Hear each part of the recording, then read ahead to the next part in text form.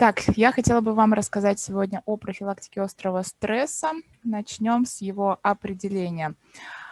Острый стресс встречается наиболее часто. Он возникает в связи с непосредственной угрозой или давлением в повседневной жизни. Нервная система, психика человека, они устроены таким образом, что со стрессом низкой и средней степени интенсивности человек вполне в состоянии справиться здесь и сейчас, в данный момент. В этом проявляется гибкость нервной системы, ее способность приспосабливаться. Острая же реакция на стресс проявляется в тех случаях, когда сотрясение обладает высокой степенью потрясения, высокой степенью интенсивности, но само событие, оно длится в течение огромного времени.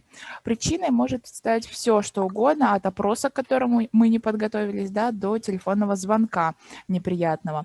И, как правило, такой стресс достаточно сильный, но длится он недолго. Как протекает стресс? Выделяют 4 стадии протекания. Это мобилизация, идет повышение внимания и активность человека, силы пока у него расходуются экономно. На этой стадии процесс затухает, но он только закаляет, а не разрушает человека. Следующая стадия – это стеническая, активная отрицательная эмоция, то есть возникает гнев, агрессия, ярость, мы хотим что-то бросить, ударить, то есть тратим свои силы и тратим их неэкономно, и организм становится на путь истощения. Следующая стадия – это астеническая, то есть пассивная, отрицательная эмоция. Она возникает вследствие чрезмерного расходования собственных сил на предыдущей стадии. Мы начинаем уже грустить, плакать, из-за того, что данная ситуация она не сможет разрешиться, и мы впадаем в депрессию. И последняя, 4-я стадия – это полная деморализация. Она происходит, когда стрессор продолжает действовать на организм человека, и человек начинает просто смиряться с поражением, он становится уже безучастным, он опускает руки, и говорят, что он сломлен. Стресс и последствия. При постоянном воздействии на человеческий организм стресс вызывает изменения в его работе. Напряжение заставляет все органы и системы находиться в боевой готовности, при этом повышается уровень адреналина, инсулина и гидрокортизола. Это способствует развитию заболеваний сердца и сосудов, сахарного диабета и снижению потенции. Истощение, оно происходит постепенно, организм не успевает восстанавливаться, происходят изменения не только на физическом плане. Стресс вызывает расстройство психики, снижаются адаптационные способности, повышается уязвимость человека перед внешними факторами. Критической точкой воздействия стресса становится нервный срыв, неоправданные изменения в жизни человека, в том числе и суицид. Умение противостоять негативному эмоциональному заражению – это важно для предотвращения отрицательного воздействия на психику. Эмоциональное заражение – это явление быстрой передачи психического состояния человека, донора в обществе, изредка систематического характера.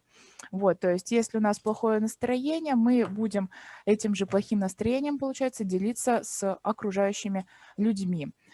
В зависимости от стресса методами профилактики всех видов стресса могут быть. Это дыхательная терапия. Это не только важнейшая функция организма, но и эффективное средство влияния на тонус мышц и воздействие на центры мозга.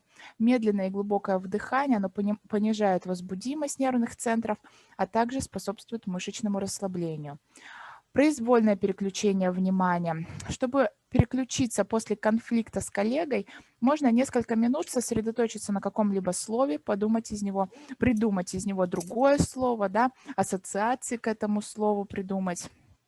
Далее это общение с людьми оптимистично настроенными, объединенными общими интересами. Они как раз-таки разрядят обстановку и отвлекут вас от переживаний. Поддержка близких, но это неотъемлемая часть все-таки. Близкие, они всегда смогут поддержать и словом теплым, и не дадут отчаяться. Далее это внешние источники сил, это музыка, природа, звуки их. Это занятия спортом. Как мы знаем, занятия спортом способствуют выработке серотонина. Это гормон хорошего настроения. Улучшается двигательная активность, повышается тонус мышц, улучшается сон, в том числе и аппетит. Бурный выплеск эмоций.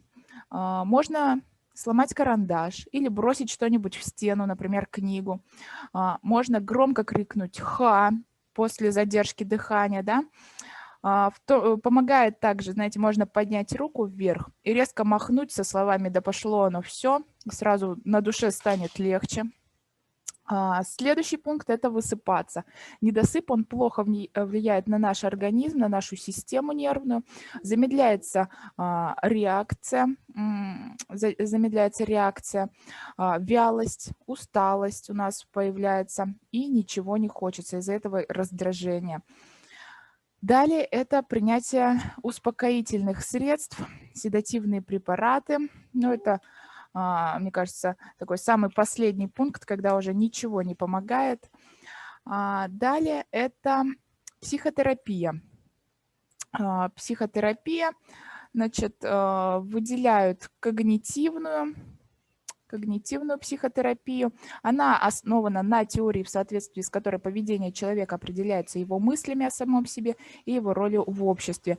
Вот. Неэффективное поведение, оно обусловлено укоренившимися стереотипными мыслями, которые могут привести к когнитивным искажениям или ошибками в мышлении. Эта теория ориентирована на коррекцию подобных когнитивных искажений и являющихся их следствием поведенческих установок, направленных на самозащиту. В рамках когнитивной психотерапии предполагается, что влияние стресса является результатом неточной оценки событий, и изменение этой оценки, следовательно, должно привести к изменению эмоционального состояния клиента. В когнитивной терапии обучают по-другому реагировать на ситуации, вызывающие беспокойство. Устраняются иррациональные суждения, возникшие на фоне тревоги, и косвенным образом поддерживающие ее путем оспаривания их уместности. Далее это арт-терапия. Применение данной методики позволяет расслабиться, повысить эмоциональный фон и достичь внутренней гармонии. Далее это изменение отношения к ситуации. Идет осознание того, что проблема она неуправляема и нет смысла уже переживать. Осознание того, что нельзя управлять поведением и мышлением других людей, это значит, что надо изменить свое отношение и научиться управлять своими эмоциями. Ну и последнее – это зоотерапия, самая, наверное, милая, потому что домашние животные, они являются не только полноправными членами семей, но они настоящие терапевты. Кошки и собаки, они благотворно влияют на сердечно-сосудистую систему человека, а рыбы и попугаи, они успокаивают нервы и поднимают настроение. Вот. Стресс – это все-таки, да, неизбежная составляющая жизни, и надо уметь справляться с ними. И главное в профилактике стресса – это желание не зацикливаться на возникших проблемах и переживаниях, а стремление изменить негативное воздействие на организм. У меня все. Спасибо за внимание.